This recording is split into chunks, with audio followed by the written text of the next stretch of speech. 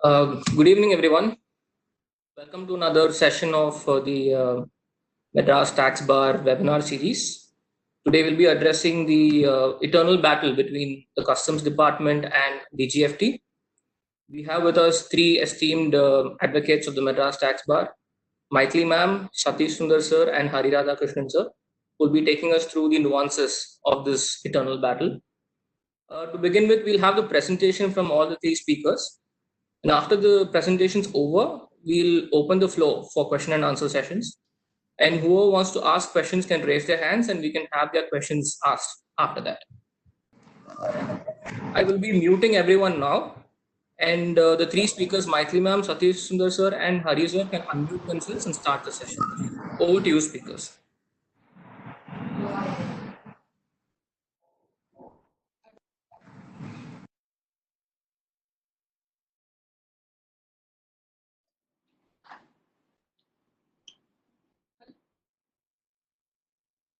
Good evening, everyone. Can you hear me?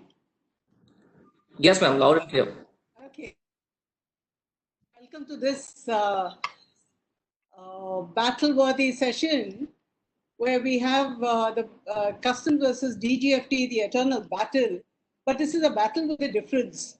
The fight is between Customs and DGFT. They are not fighting. It is between them that the importer or the exporter is stuck in the crossfires. So though it is a battle versus Customs and DGFT, it is the importer-exporter who ends up litigating to come out clean. As someone says, it's like a family court battle where there's a fight between the parents, it's the children who suffer. It is something like that. So with the battle lines drawn, let us session. And I will fire the first shot. So here we are. Before we get started with the contentious issues, I will give a brief background to form the context for the the questions that crop up.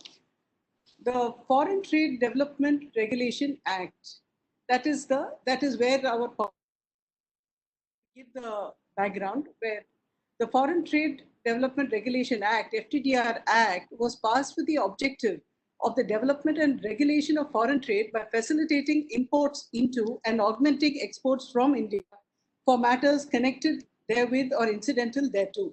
The statement of objects and reasons of this act stipulates that foreign trade is the driving force of economic activity. Technology, investment, and production are becoming increasingly interdependent upon each other, and foreign trade brings these elements together and spurs economic growth.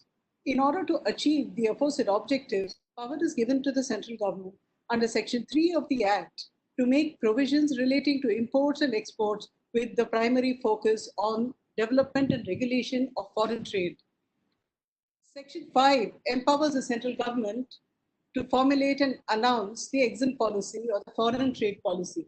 The foreign trade policy is issued usually for a period of 5 years at a time, with amendments being brought in by annual supplements or otherwise, but by way of notifications. Of course, it may be kept in mind that though the current policy which is in force is supposed to be from 2015 to 20, due to the extraordinary circumstances prevailing, it has been extended to the 31st of March 2021. Now, role of the DGFT, since the fight is between DGFT and Customs, let us talk about what the DGFT, who is the DGFT? Section 2D of the FTDR Act defines Director General to mean the person appointed under Section 6 of the FTDR Act. Section 6.1 of the FTDR Act enables the central government to appoint any person to be the Director General of Foreign Trade for the purpose of the Act. Section 9.2 empowers the Director General to grant or renew a license to import such class or class goods as may be prescribed. Section 9.4 empowers him to suspend or cancel any license granted under the said Act. The functions of the DGFT include advising the central government in the formulation of the policy and devising procedures for implementing the policy. Here, Section 19 confers powers upon the central government to make rules for carrying out the provisions of the Act generally and in respect of various matters specifically enumerated in subsection 2 of section 19. the power of the central government, this power, all these powers of the central government cannot be delegated. The DGFT is authorized to specify the procedure which needs to be followed by an exporter or importer or by any licensee or other competent authority for the purposes of implementing the provisions of the Act, the rules and the orders made therein, and the FTP. The Handbook of Procedure, Volume 1 and 2, is issued by the DGFT and in exercise of this power. The DGFT is thus empowered to issue licenses contemplated in the various export promotion schemes subject to the terms and conditions stipulated therein and the procedure prescribed in the Handbook of Procedures issued by him. Now comes the customs. Where does the customs figure in this entire? Since several export promotion schemes provide for imports capital goods without payment of duty, concession duty, subject to fulfillment of export obligation, as stipulated in the license issued by the DGFT, the customs authorities have to be correspondingly equipped to operationalize the concessions to such imports and also to monitor the fulfillment of export obligation. They being at the frontier, customs frontier, they are naturally, every import and export goes through the customs. So therefore, they have that is where they derive their entire a vital role in the operationalizing of the policy, giving effect, participate in implementing the policy. By way of notification issued under notification issued under Section 25 FTP, the duty concessions are extended to imports subject to the terms and conditions specified therein. But these notifications have to necessarily be in consonance with the policy because they are merely giving effect to the policy. However, there are a lot of issues that arise due to certain mismatch, etc., that happens. But now, I restrict myself in this talk to the areas of dispute that have there have been several judicial pronouncements on these issues, and they keep cropping up. There are some interesting questions that have come up before the courts. One being where there is a time lag between the policy notified under the FTP and the corresponding notification under Section 25 of the Customs Act, the benefits of the policy can be denied or withheld for the period prior to the customs notification coming into force. And the next question is whether the customs authorities can deny exemption on the ground of non-compliance with the license. You may just go over these 5 points. I don't want to take much time on this because we will be coming to each of them. So go over to the next slide. We will start with the first question, which will give an understanding of what the, just a moment, next slide, that how important the role of the DGFT is and vis-a-vis where the customs figures in the equation. In this case, in the case of unit Tokugawa Blue Star, I'll just read out in this case, what had happened was there was a time lag between the issue of the policy, the amendment, and the notification to operationalize it. The court held that both departments have to work in consonance. The Customs Department cannot say, I will not extend the benefit because I made a mistake and there was a delay on my part. So this is where I'll be paragraphs that you can refer to are there ready for your ready reference. Here the court applied the principles of promissory estoppel and held a retrospective effect to be given to exemption notification issued after some delay to regularize the concessional import duty as per the scheme already announced in the exempt policy 1992, which was notified under Section 3A of the Import and Export Control Order 1947 and made effective from 1/4/1992, particularly when both the importer as well as the department acted on the policy. The importer imported the capital goods and the department allowed the concession rate of duty as per the policy. Delay in issuing the notification in the light of the promissory policy decision of the government cannot come in the way of the importer availing the concession in terms of the said policy. The single judge was upheld, and the relevant, and interestingly, the court also observed, why is it that both these departments should be actually agitating the same issue when actually, I will just read out the relevant portion, para 11. We are also at a loss to understand as to how the Union of India, through the Ministry of Commerce and the Director General of Foreign Trade, can challenge the order of the learned single judge when their policy is being directed to be implemented by the other wing of the state, by this court in the impugned order. Now, going on to the next question, whether the customs authorities can deny exemption on the ground of non-compliance with the conditions of the license when the licensing authority has not questioned the license or taken any steps to cancel the license. Of course, this is probably the most frequently addressed issue, and Satish and Hari will be doing a lot of that. But I have still thought it necessary to bring in some of the judgments of hopefully addressing slightly different facets. In the case of FNS Agro Foods Limited, the court took a view that a show cause notice issued on an identical issue as a show cause notice issued by the customs, raising the very same allegations as that raised by the DGFT, was without jurisdiction, particularly when the DGFT more than a year and a half had adjudicated and held in favor of the importer. I will just read the head note here. Show cause notice violation of policy, double jeopardy.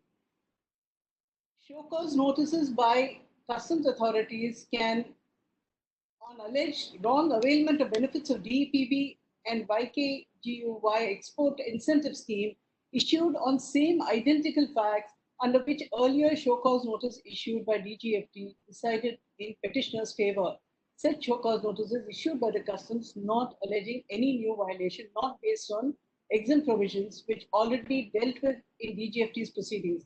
This is nothing but harassment of petitioner and abuse of process of law.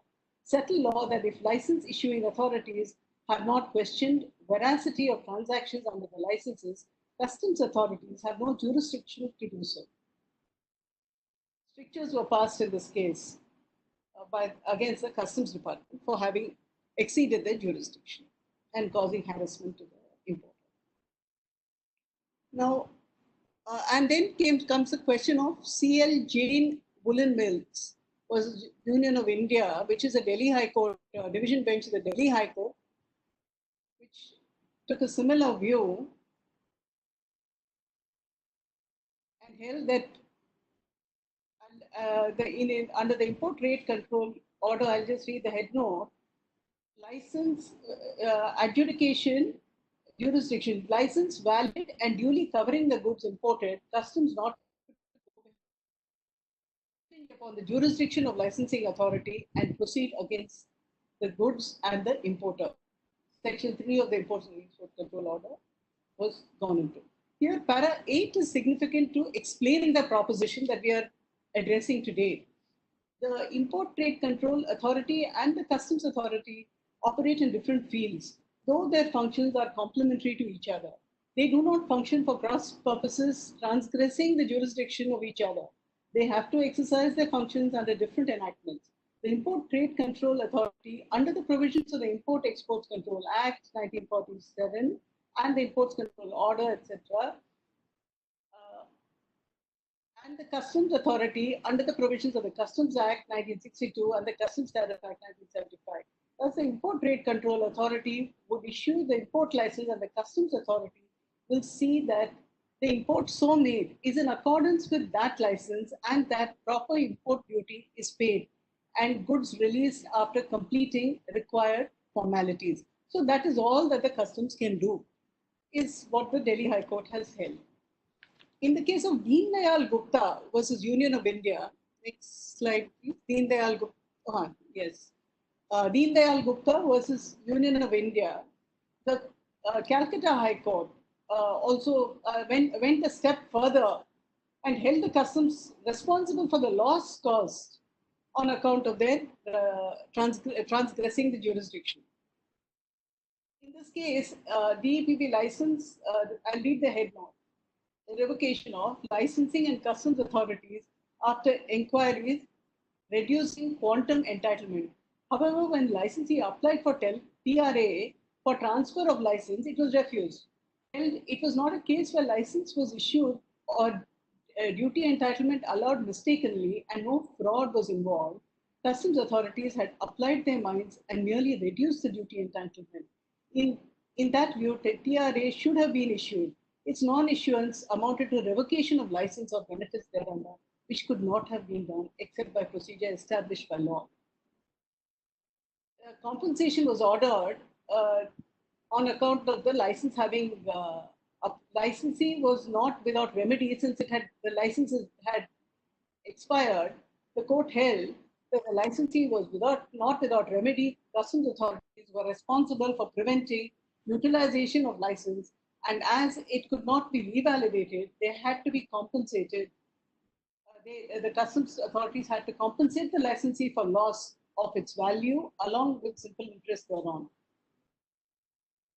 And the next judgment on this point is that of the Madurai bench of our High Court in the case of Kuti Spinners Private Limited, where again a similar view was taken. And it was clearly the demarcated lines of operation was discussed. Now we move on to the next point on whether a connected issue on whether Customs Department can decide a classification dispute with respect to imports made against a valid license issued by the DGFT when it does not dispute the classification. That is the question. That is where there is a customs, there's a classification dispute pertaining to the license. It is not for the customs to go into the question. Here, the Allahabad High Court, in the case of PTC Industries versus Union of India, has specifically decided this issue. I'll read out para 6 of the judgment, where it says the issue can also be approached from another perspective. Admittedly, the Joint Director General of Foreign Trade issued the authorization. The said authorization had issued a discharge certificate. Here, this is a case where an EODC was issued. Since the discharge certificate is holding good, the impugned order could not have been passed. I think Hari has a number of that is it. In the case of DEPB misdeclaration, power of customs authorities, stating that the role of customs authorities confined to correctness of exporter's declaration of description, quantity, and FOB value of export product. Matter to be referred to DGFT in case of doubt over description or classification of goods. Customs authorities not entitled to adjudicate over description and classification of goods for DEPP purpose. In this case, there was also a board circular issued by the CBEC operating under the Ministry of Finance to this effect, that it is not for the customs authority to go into this question at all. In para 17, this aspect has been addressed. The Department of Revenue has clarified that the role of customs authorities in the matter of DEPP introduced in the new exit policy was confined to verification of correctness of exporter's declaration regarding description, quantity, and FOB value of the export product. It is for the licensing authority to ensure that the credit is permitted at the correct rate as notified by DGFT. The word description occurring in the circular does not extend to adjudication on description or classification. If there is any doubt as to the description or classification, at the time of verification, the matter has to be referred to DGFT for declaration under Section 13 of the Foreign Trade Development Act 1992. If the DGFT decides, after giving an opportunity to the owners of the goods, that the goods do not meet the description and classification for DEPP, the owner of the goods may, in addition to confiscation and penalty under FTDR, be punished under the Customs Act, subject to the provisions. So that is the issue of this judgment. And that is also the circular. I will move over to the next point. Can the customs authorities deny exemption for imports made against a valid license on the ground that the license was obtained by suppression of facts, and demand a duty whether it can be made by invoking the extended period of limitation on the ground that there was suppression of facts in obtaining the license? Here, a very interesting question, the way it was looked at by the court is, I'll just take you through this judgment of the Gujarat High Court in the case of Commissioner of Customs versus Shah Alloys. Para 4, 5 and 6.1, I will take you straight away to para 6.1 because I don't want to take too much time. You can look at it later.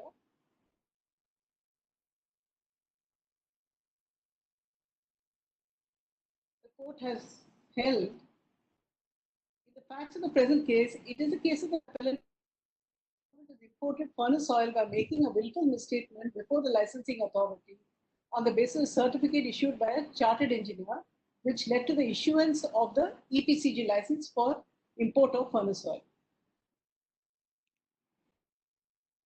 as consumables in favor of the in its favor. In this regard, it may be pertinent to refer to the definition of importer as defined under subsection 26 of section 2 of the Customs Act, which provides that the importer in relation to any goods at any time between the importation and at the time when they are cleared for home consumption includes any owner or person holding himself out to be the importer.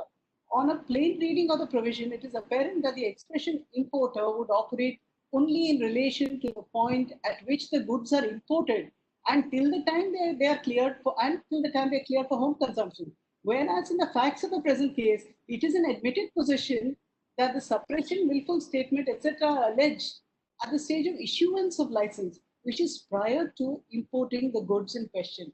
In the circumstance, in view of the definition of importer, any suppression, etc., would not fall within the ambit of the proviso to section 28(1), inasmuch at that stage the licensee cannot be said to be an importer within the meaning of section 226 of the Act.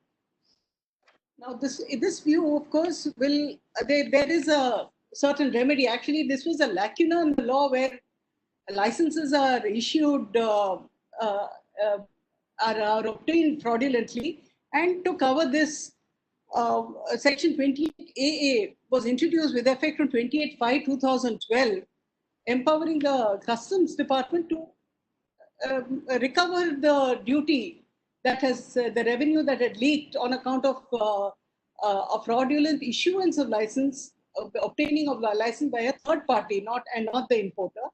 I think Satish will be talking at length about this, so I will leave that to him. Then comes the next question. Now, does it mean that the Customs Department is really powerless and can do nothing? No, clearly not. There have been rulings on that. But here it is important to remember that the jurisdiction of the customs is anyhow, it continues to be at the time of assessment, they have to look at the notification. All that they can do is ensure that the notification requirements are satisfied, which is what they do in every case. So that is their regular power. And that may include looking at the license, and the notifications are quite exhaustive and are in tune with the policy. This is a question that was decided against the SSC, the importers, in the case by Shashank Seafoods and Pennar Industries. But the facts were peculiar in that it was only because the notification requirements were not satisfied that the benefits were denied.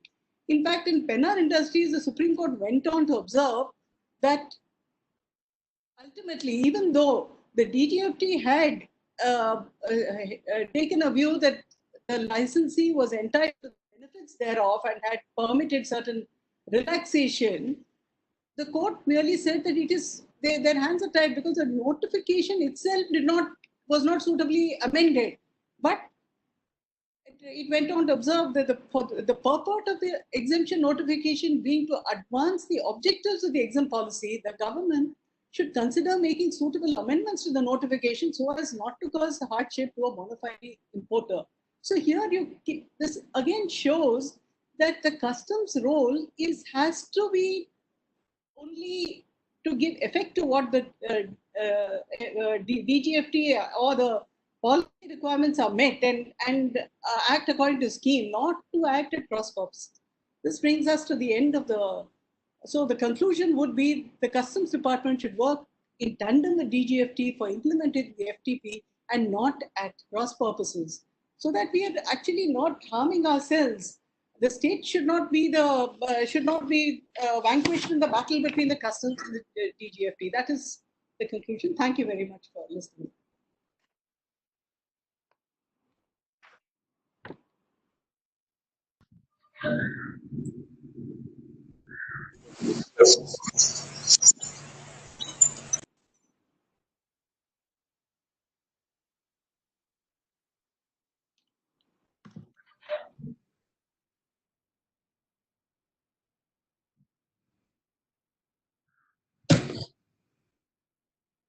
Satish, sir?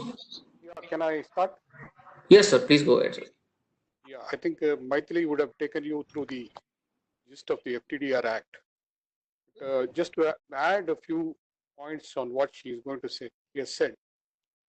I will first take the first slide on what was the earlier enactment prior to FTDR Act. First slide shows Import and Export Control Act of 1947. Kindly see the objects and reasons given in the act. Objects and reasons says an act to prohibit or control imports and exports, whereas it is expedient to prohibit, restrict, or otherwise control import and export. Thus, aim of the former legislation was to prohibit and control imports and exports. In contrast, kindly see the slide relating to what is the statement of objects and reasons for FTDR Act. It says an act to provide for development and regulation of foreign trade by facilitating imports into and augmenting exports from India and for matters connected therewith or incidental therewith. I'll stop here for a minute. Why was this second legislation brought? All of you will know in 1991, there were far-reaching changes in the economy, and India had pledged itself to the WTO to bring in legislations for easy facilitation of international trade by decontrolling existing framework of law. Two significant changes were brought about.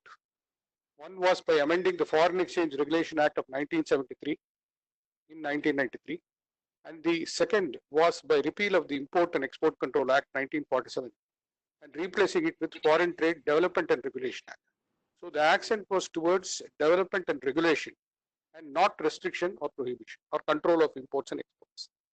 Having said that, you may kindly go to the third slide, which gives you an overview of the scheme of the FTDR. I have just extracted the entire portion of FTDR Act. It is only 20 sections are there. It's a very simple act, not very complicated. But what I want to draw your attention is to section 18A, which was inserted in the year 2010. 18A, I will read out 18A for you, which will see what will be the context in which we are now speaking. The provisions of this act shall be in addition and not in derogation of the provisions of any other law for the time being. So this is where the interaction between the Customs Act and the FTDR Act takes place.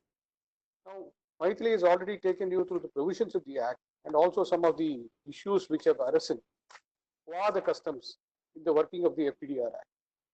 Now, I will summarize our understanding of the dispute. In my understanding, in our understanding, the role of the customs authorities with respect to foreign trade schemes, incentives, licenses are limited and cannot encroach upon the domain specifically carved out by the FTDR Act 1990. Secondly, the Foreign Trade Development Regulation Act is an act which is an addition to and not in derogation of the Customs Act 1992, which is explicit from a reading of section 18A.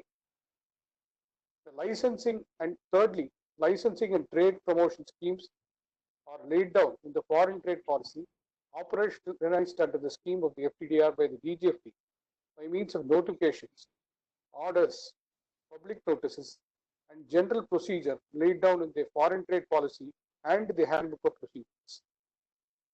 The notifications which are issued under Section 25 of the Customs Act, giving duty exemptions and benefit to license holders, stakeholders, under the various trade promotion schemes formulated by the DGFT or operationalized by the customs at the respective stations where such schemes or licenses are thought to be used by the stakeholder.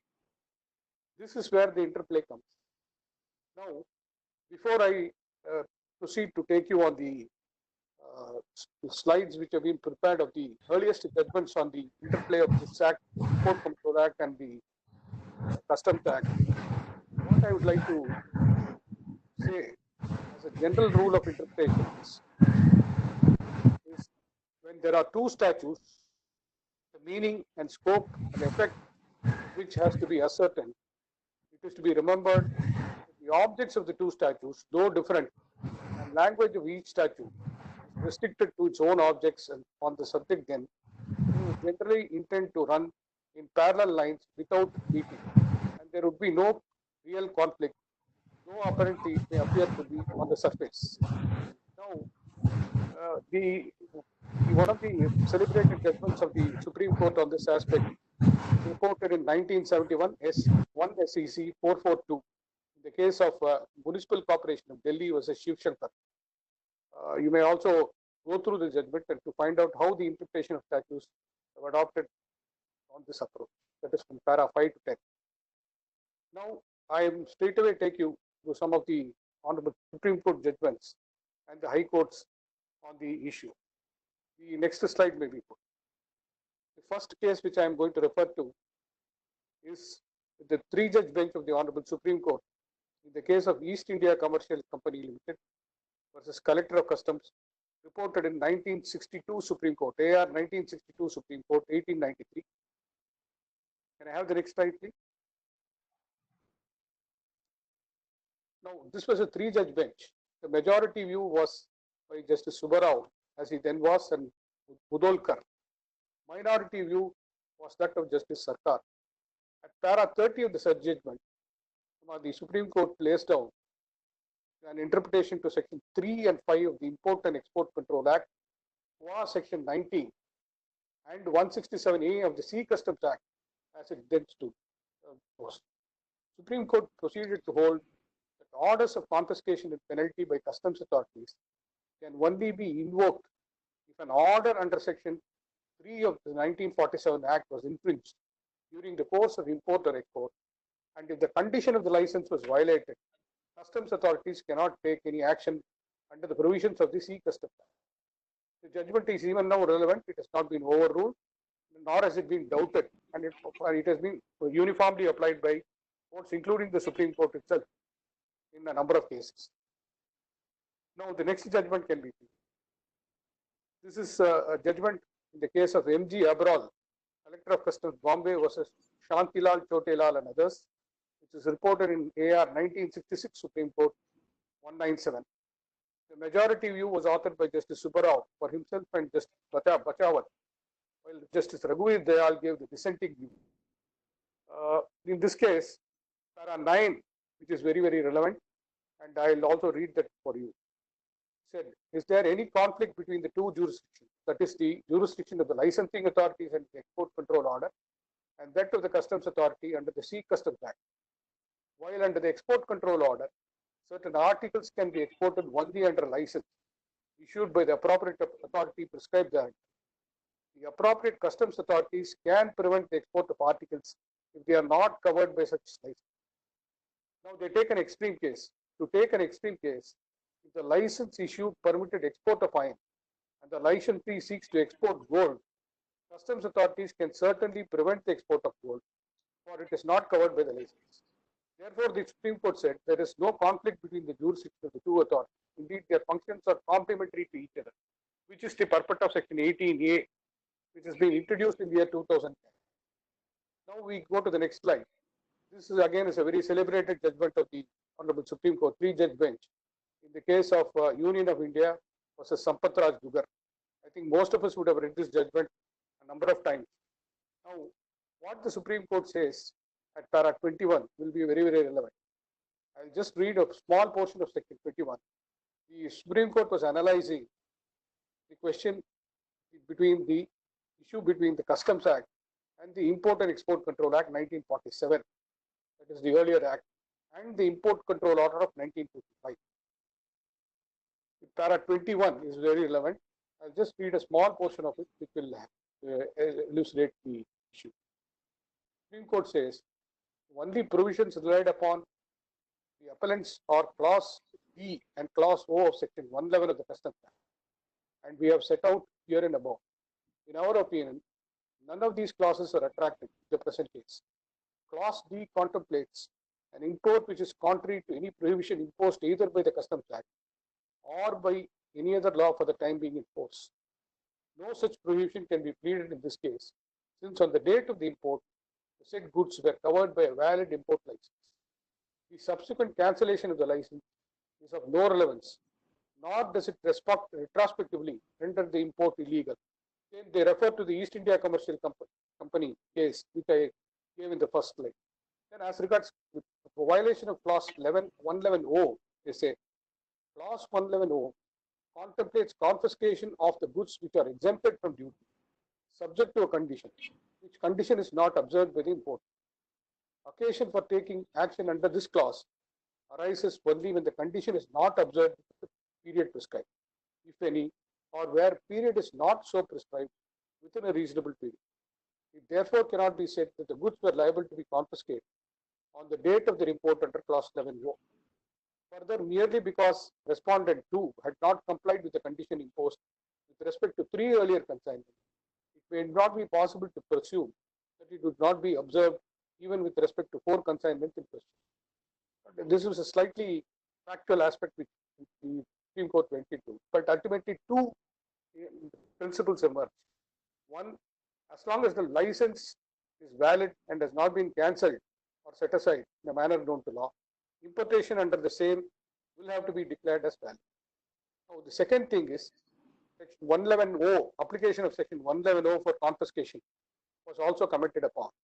They said, condition, occasion for taking action under this clause arises only when the condition is not observed within the period prescribed, if any, or where the period is not prescribed within reasonable period, and cannot be presumed that the goods are liable for confiscation on the date of their import itself.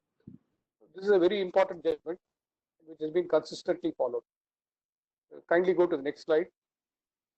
The next slide I am taking you is through Shashank Seafood, which Maithili has already discussed. But this was again a case of interpretation of section 25(1), 105 and 111O of the Customs Act. But this judgment does not take note of the case law in the Sampatraj Jugar or the earlier case laws. But what the case law held is, there is a small distinction which has been made. It said,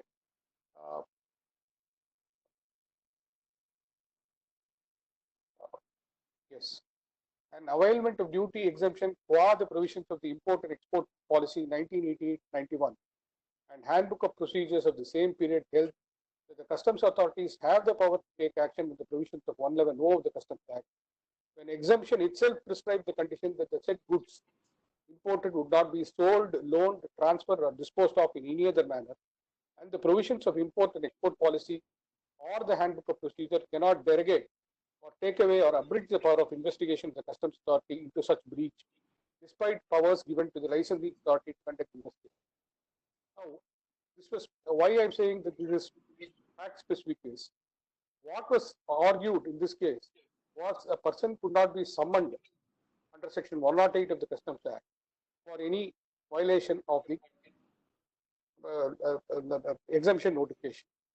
The Supreme Court said once the condition of the license is incorporated in the notification itself, then the customs authorities will have the power to conduct investigation and take any actions in respect of the imports.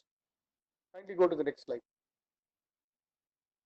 The next judgment again is, we have seen a number of cases, is that of the Honorable Supreme Court in Titan Medical Systems, with Collector of Customs, reported in 2003, 9 SCC 133.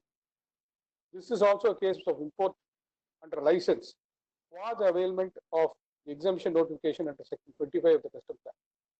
In this case, Supreme Court, after noticing the relevant provisions of the Customs Act 1952 and the Import and Export Control Order of 1955 and the duty exemption scheme formulated under the Import and Export Policy, went on to hold that where licensing authority had taken no steps to cancel the license on alleged misrepresentation, and such license was not questioned by the licensing authority in any manner, the customs authorities cannot refuse exemptions under the customs notifications and that the license was obtained by misrepresentation. Now, this judgment was again followed in a number of other cases. I don't have to multiply on that. I only want to bring another 2 or 3 judgments on this aspect, which will cover my issue. Now, one judgment of this Honorable Court, our Honorable High Court in the case of South India exports, was joined direct into foreign trade. In 2004, 177 ELT, page 57, may be seen. Now, this again, what this Honorable Court did was, it took note of the various judgments of the Honorable Supreme Court above referred and came to the conclusion that the power of customs authorities to conduct investigation by issuing summons under Section 108 for alleged violation of exemption notification cannot be curtailed. The Honorable Court went on to hold that the cited judgments of the Supreme Court did not consider the question as to whether there was any jurisdiction on the part of the customs authorities to inquire into the matter or institute or investigate or inquire, as the case may be, as the object of such inquiry under the Customs Act is only with respect to the violation and allegations of the provisions of the said Act. In fact, this is a standalone judgment, which has also been affirmed by the Supreme Court later. Now, the last judgment which I want to refer to is that of the Honorable Bombay High Court in the case of Commissioner of Customs versus Jupiter Exports, reported in 2007, 213 ELT 641. Bombay High Court took note of the judgment of the Honorable Supreme Court in the case of East India Commercial, Sampatraj Jugar and Titan Medical Systems, and went on to hold that the validity of the license issued by the DGFT can be determined by them and not by the customs authority. And the license continues to be valid till it is cancelled or questioned by licensing authority. It was further held that the customs authorities cannot refuse exemption on allegation of misrepresentation before licensing authorities as long as the license are valid and not cancelled, and importation in the same can be questioned, cannot be. Now, I will just come to the last portion of my presentation. Maithili has already told you about Section 28 AAA, which has been introduced in the year 2012 under the Customs Act, which possibly seems to cover this situation. Now, 28 AAA is a very, looks to be a draconian section, but then that is where the revenue leakage on account of the issue of a license, use of a license is sought to be. 28 AAA says where an instrument issued to a person has been obtained by means of pollution, willful misstatement, or suppression of facts for the purpose of this Act or the Foreign Trade Development and Regulation Act by such person or his agent or employee, and such instrument is utilized under the provisions of this Act or rules made or notifications issued thereunder by a person other than the person to whom the instrument was issued, the duty relatable to such utilization of instrument shall be deemed never to have been exempted or debited, and such duty shall be recovered from the person to whom the said instrument was issued. Now, the proviso is very important. Proviso says the action relating to recovery of duty under this section against the person to whom the instrument was issued shall be without prejudice to an action against the importer under Section 28. Now, explanation 1 clearly defines what an instrument is.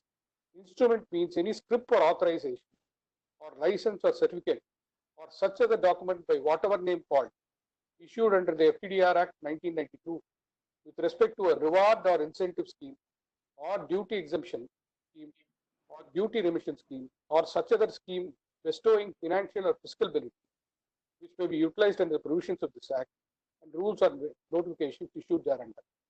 So, therefore, this provision of the Customs Act, which came to be introduced in 2012, now seems to cover the issue which we are now trying to debate.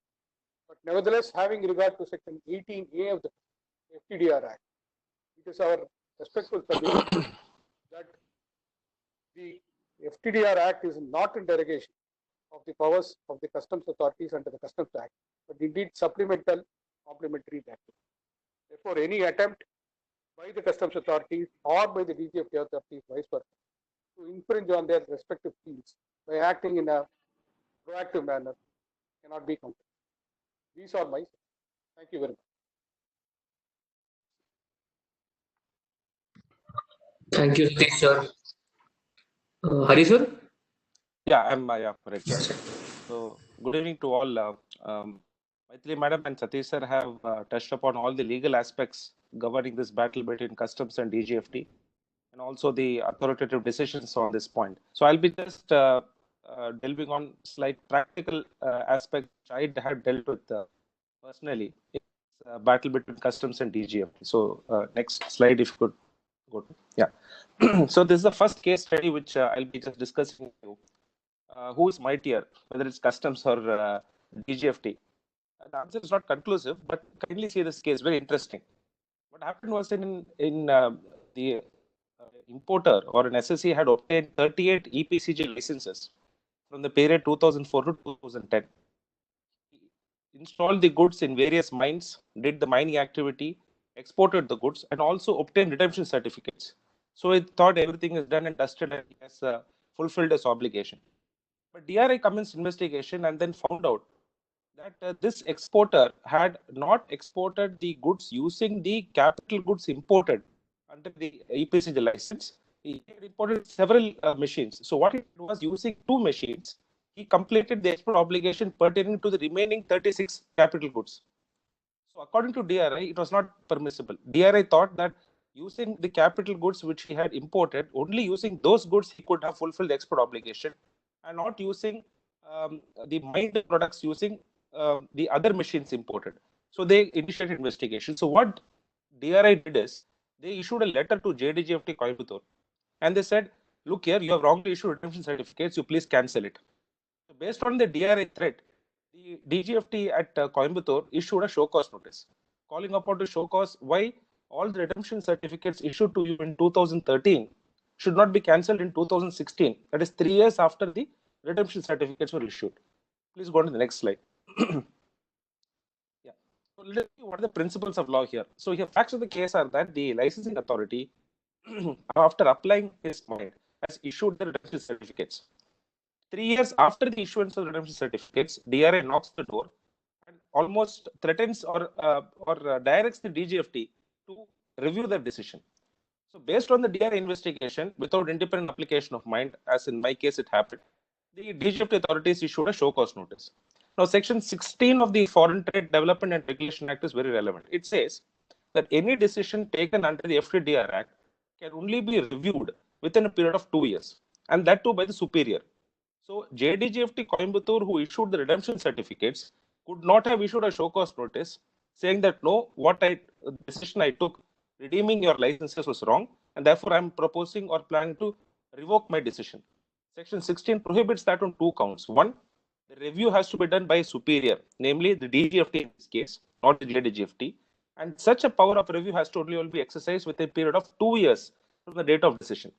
So this is one case where ideally there was a licensing authority, after applying its mind, had given redemption, but DRI's instance was thought to be reopened, and our High Court has granted stay in this matter, relying upon the decision of the Honorable High Court of Gujarat in Alstom India Limited, where High Court of Gujarat said that power of review is a creature of a statute, and therefore a decision taken under the FTDR Act can only be reviewed in terms of Section 16 of the Foreign Trade and Development Act. This is the first case study. Next slide, please. Thank you. Here is a case of jumping the gun. The facts are very interesting. The importer imported capital goods under the EPCG scheme in June 2014. He could not install the goods because he was setting up a large factory. So there was a delay in getting the factory running. So he installed the goods nearly after more than 3 years because there was a delay in cash flow and he could not get the required support. So there was a delay in installation of the capital goods. As you know, under the EPCG scheme, there is an export obligation has to be fulfilled in a period of 6 years or 8 years, as the case may be. It varied under various policies. So he had sufficient time left to fulfill the export obligation. But because of the delay in setting up the factory, there was a consequential delay in installing the goods. Meanwhile, DRI intervened and said, You have not installed the capital goods which you have imported. This was minded well before the completion of the export obligation period. And they issued a show cause notice. Not only did they do that, they forced the importer to cough up all the duty that he had enjoyed as an exemption, and also encash the bank guarantee before issue of show cause notice. Then a show cause notice was issued saying that you delayed the installation of the capital goods, which is a condition as per the notification, and therefore you're called upon to pay the entire differential duty. Now, interestingly, in this case, the importer already had applied to the DGFT for relaxation for installation of the capital goods and also to the ACA. Kindly go to the next slide. Yes. So this notification under which the goods were imported, that was 22/2013, it permitted installation of capital goods within 6 months or within such extended period as the Deputy Commissioner or AC may allow. Therefore, the proper officer had a power to had a discretion to extend the time for installation of the capital goods. But even before the importer could get the relaxation from the DGFT and from the proper officer, the DRI have extracted or collected the entire differential duty.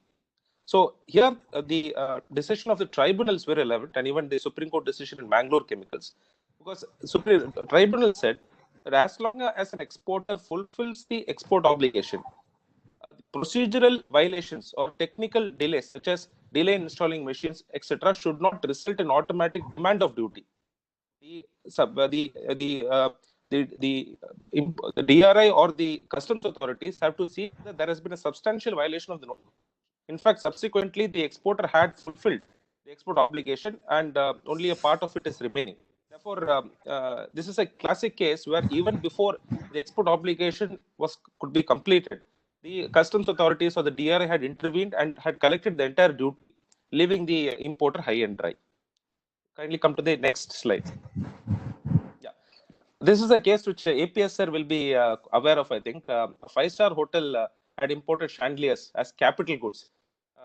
So the licensing authority, namely DGFT, they had applied for a EPCG license for import of chandeliers for their five-star hotel. And the customs here once again questioned the time of import itself. At the time of importation itself, the customs said that chandeliers are not capital goods, therefore we are denying the exemption benefit. This was despite the fact that the importer had produced the EPCG license, where the licensing authorities had classified these goods as capital goods. So after 2 rounds of litigation, ultimately we succeeded before the tribunal.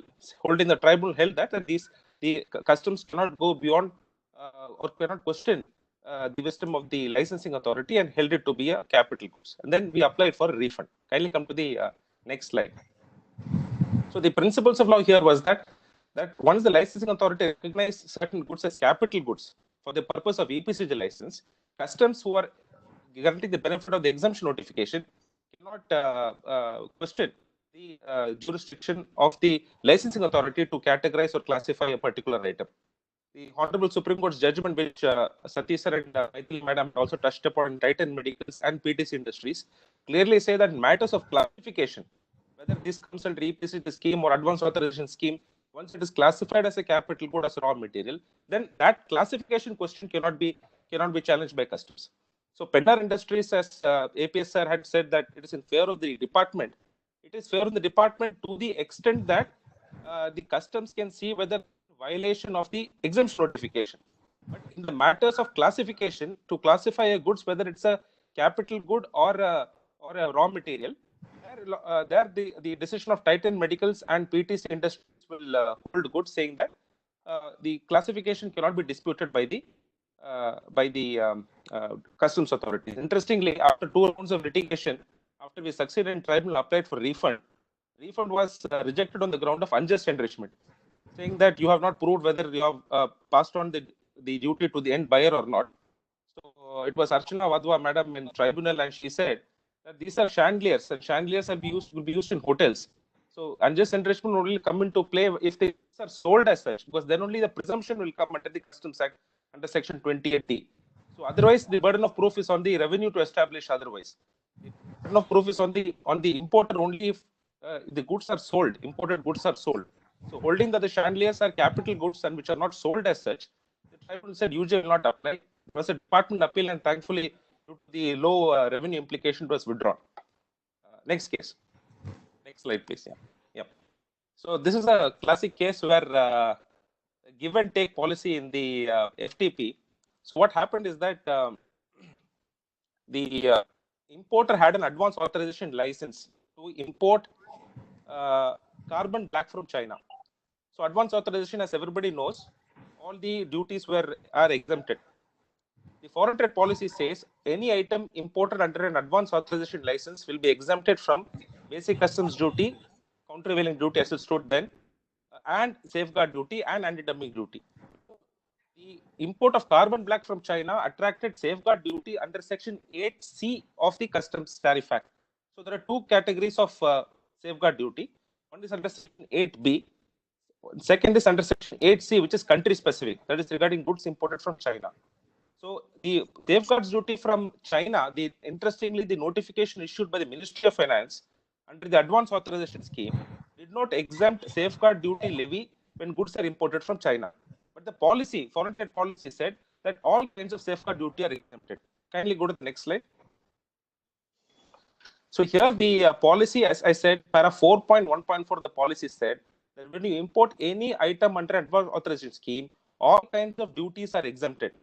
Basic customs duty, additional customs duty, educational cess, anti-dumping duty, safeguard duty. This is what the policy says.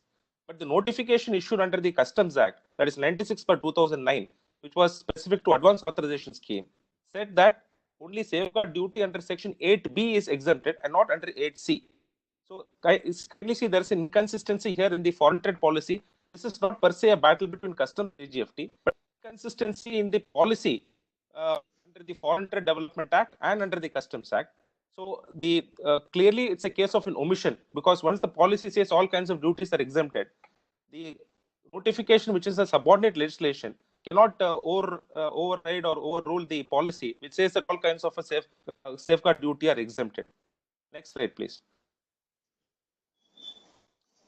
So this is what I said, and also the case is revenue neutral because, as all of you know, under advance authorization scheme, if I import some goods, I finished a complete product and I export it. So ultimately, the goods are exported. So whatever duties the goods suffer, I'm in any way entitled to get drawback or brand rate back.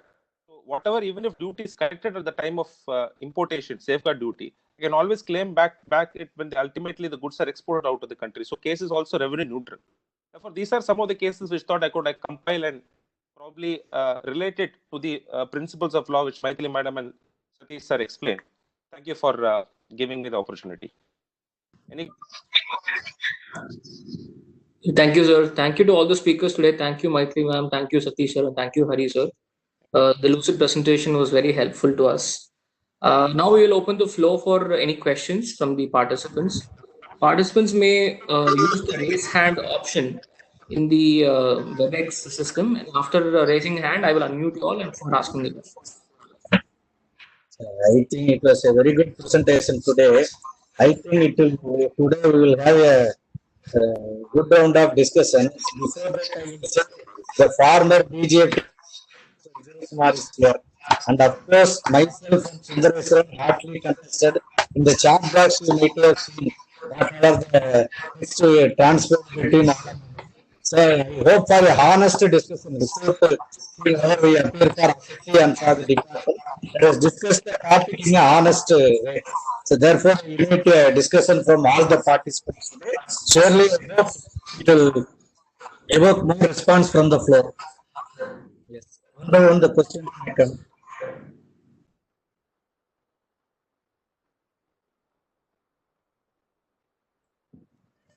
So Mr. Karthi has a question. I'm just unmuting him. Mr. Karthi, you may ask your question. My question is, now there is this concept of blacklisting. In case you are blacklisted and you're not eligible to any other scripts, let us say there's an issue regarding my SFIS, SIS script. Now denying the benefit under an altogether different script, saying an MEIS script, saying that you have an issue with SFIS, therefore I deny you the benefit. I just wanted to understand the views of the panelists on this blacklisting provision under the FTP and the doctrine of proportionality. Karthik sir, you are talking about denied entities list? Yes. DEL and DEL. Yes. Sorry, if I can, Maithili Madam and Satish sir, if I can. Yeah. So, Satish sir, Karthik sir, what I know up to my understanding, if there is any non-fulfillment of any obligation of any license or authorization under the foreign trade policy, then automatically what is happening, a show cause notice is being issued, and then an order is being passed placing the concerned entity in a denied entities list. So that there is a statutory provision, is my understanding. The rules I'm not able to immediately point it out. I'll just message it to you. But that can only be done after an issuance of notices and an adjudication takes place. But in many cases, I have seen even my clients have come back to me that they're straight away in the online system placing the entities under the DEL, denied entities list, without any notice and adjudication. That is illegal per se. But it can be done provided there is a notice and adjudication followed. I don't know whether that answered your question. Hari, can I just have a follow-up question? Can I ask that also? Yeah, please. Yeah, I also wanted to know what are your views on the provision per se? Because let us say I have a default in relation to scheme 1. You are giving me the benefits under scheme 1 and scheme 2 in respect of which there's no default at all. That is my main issue with the provision per se. Once you are in a denied entity list, you avail of any FTP benefit and also corresponding customs benefits. So just your Correct. I think there's a provision in the rules. I'm just getting my hand in the rules. I forgot. Do you remember, sir, which rule is it? Because there is a provision there which says that for any violation of any authorization, it can be done. I don't even have it with me. It was either 14 or 15 of the FTDRA, and there was a circular which was issued. Kindly see Rule 7 of the Foreign Trade Rules. Rule 7 of the Foreign Trade Regulation Rules 1993 grants a power to the licensing authority to refuse to grant any license, certificate, scrip, or any instrument. And there are several situations which have been reproduced. So if there is any failure to fulfill any obligation under the authorization already issued, or he has been convicted, or there is a penalty imposed, all these situations have been listed in Rule 7. So I think it can be done even if it's for another license. The licensing authority can also impose a sort of a temporary ban for issue of scripts under the other schemes. Okay. Thank you, Hari. Thank you. Thank you, Karthik sir. Sir, we seem to be having no more questions. We just wait for another couple of minutes to wrap up the call. Can I ask some question? Yes, sir. Yes, sir.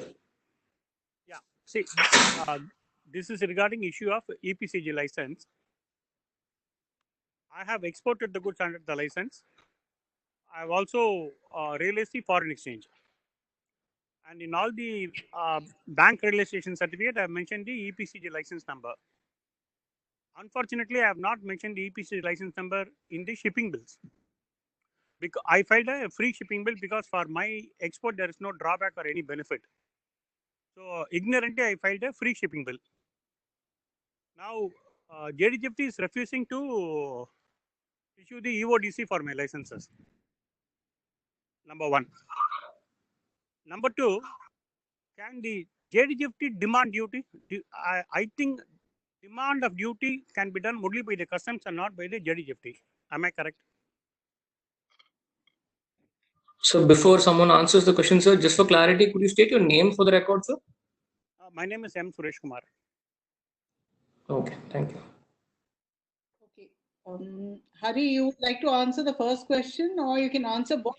The second, you can do that. So, sir, for regarding the first issue, the shipping bills have to be converted or amended by conversion from a free shipping bill to a EPCG authorization shipping bill. But there's only one catch to it. You will have to demonstrate before the customs authorities that the goods which you exported have been examined prior to exportation. If that can be demonstrated, then you can ask for amendment of the shipping bill or conversion of the shipping bill from free to EPCG shipping bill under Section 149 of the Customs Act. But these exports have been done about 6-7 years back. Now, will the customs do it if I approach? See, if you customs will certainly will not agree, because the circular 36 by 2010 says that there is a time limit of 3 months for seeking conversion amendment. So customs will certainly not do it. But tribunals and high courts have consistently held that there is no time limit for seeking amendment of shipping bill.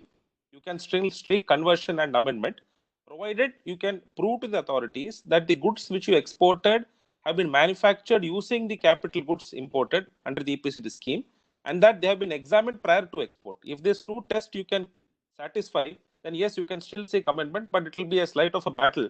Maybe up to a tribunal or high court you will have to take it to, but it can, but legally it is possible. Now, there is one notification issued by DGFT, I think public notice 41 of 2007, if I'm correct. It says the procedural errors can be condoned. Yes. And in my case, there is no dispute that I have not exported. And I have also realized a foreign exchange. And now I approach them for a procedural error. But It's not strictly speaking a simple procedural error, because the authorities have to be satisfied that they have examined your goods when you exported. Free shipping bill, as you know, sir, there is no examination taking place. Generally, your goods which are filed into free shipping bill, without examination, goods are exported. So DGFT authorities have to be satisfied that some customs authority or a central excise officer has examined the goods and satisfied himself about the identity. So this may not be a simple procedural error. You have to satisfy that goods have been examined by amending the shipping bill and then approach DGFT. Second question on whether the customs authority, whether the licensing authority can raise a demand. The issue is whether you would have executed a bond, they can enforce the bond. You want to expand? Yeah, the second issue, what was it? Sorry, I forgot. The duty, whether the customs department alone can collect the duty, yes, as duty. But then you have executed a bond which can be enforced. It's a contractual liability. Yes, you're right, madam. You're right. Contractual obligation can be enforced, but primarily power to demand duty is only with customs. It's only with the customs, but as a contractual obligation. thank you. Thank you, Mr. Suresh.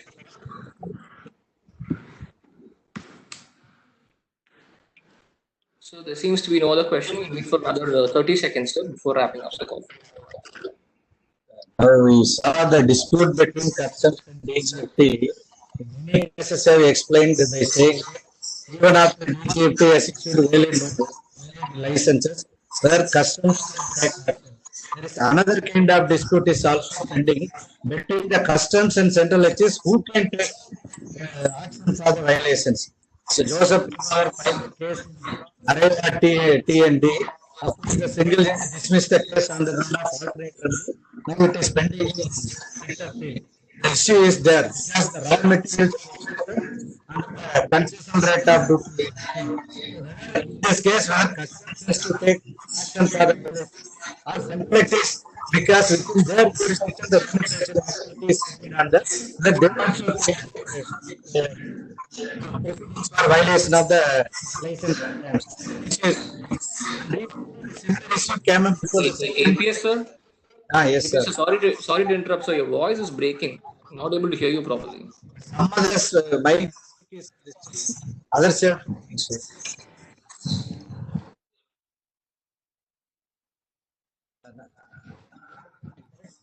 So recently, a similar case came up where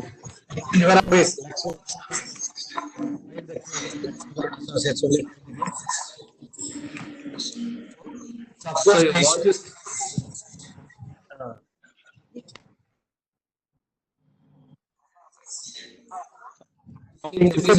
Just regarding the limitation issue, the High Court has no issue and remanded to. But in the case of Arriva TND, still it is pending in writ appeal. I think Joseph Pulvar can explain. It is actually. Joseph Pulvar, sir. It is actually. That Arriva TND case is slightly different in the sense that it doesn't have anything to do with the DGFT per se. It is customs versus central excise. The jurisdiction department issue show cause notice when goods are imported under the concession rate of duty for import of, import of under concession rate of duty for manufacture of goods, the 1996 regulations. So in that, LTO has actually issued the notice. They have actually issued notice under the Customs Act, Section 28. So the issue arose whether they have the jurisdiction to issue notice. There are a number of decisions of the High Court, especially Kannada High Court, on the very same issue. But this doesn't deal with DGFT anywhere. Stay has been granted, and of course, final hearing it was argued, but not decided.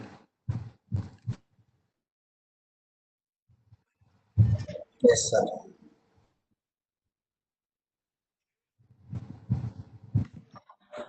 Thank you, sir. Any other questions?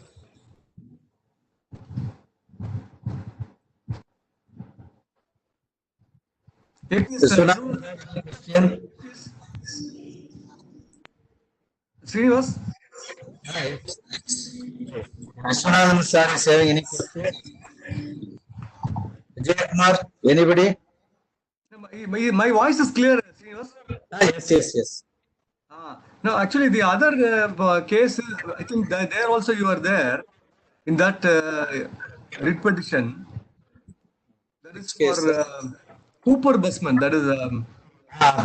Yes. So EOU had actually done some imports, and notice was issued by the customs here. A plea was taken that it should be the central excise who should issue the notice. Writ appeal are still pending, sir. So writ appeal, Justice Sivanjanam allowed. Justice Vaidyanathan passed an order saying that within 4 weeks, he allowed the petition but said give all the documents within 4 weeks. But came up before Justice Sivanjanam bench. He said what had happened, I think they blacklisted. Alert. System created alert. Alert was created. So alert was directed to be removed, and writ appeal was allowed. But the assessee has been asked to give the documents. That's the important thing. The question is whether the department can ask. That was the issue. No, that was the decision of the single judge. Yes. Justice Sivanjanam said no need to give any documents at all. He said, in fact, he has recorded my submission that in case they feel aggrieved, I was always saying the department should issue show cause notice to the unit. So he recorded that and said, let them issue show cause notice in the manner known to law, and closed it. He did not say give documents. He said liberty is given to the department to issue notice. And now it is about 2 years. I don't think they issued any notice.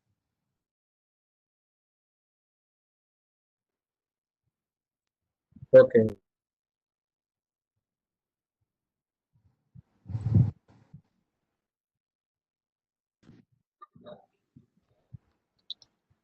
Thank you, sir.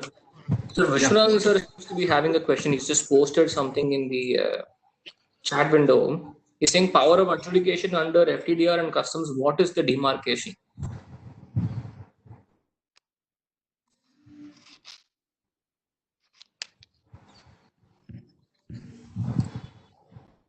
I think Maithili madam can.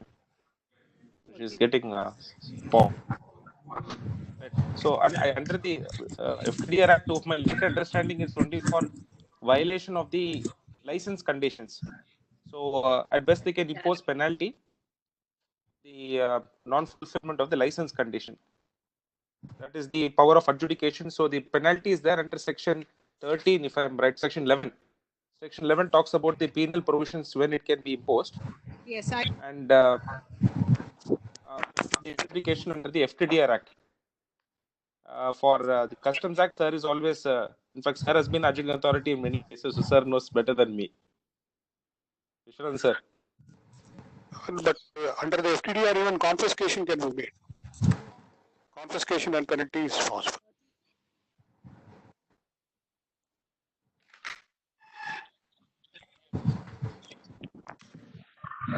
Okay, so with that, I think we can wrap this session now. Thank you to all the speakers and to all the participants today. And this will be uploaded shortly in the YouTube channel of our Madras Tax webinar. Follow, subscribe, and like all the videos there. Thank you all once again. Have a safe night. Thank you. Yes.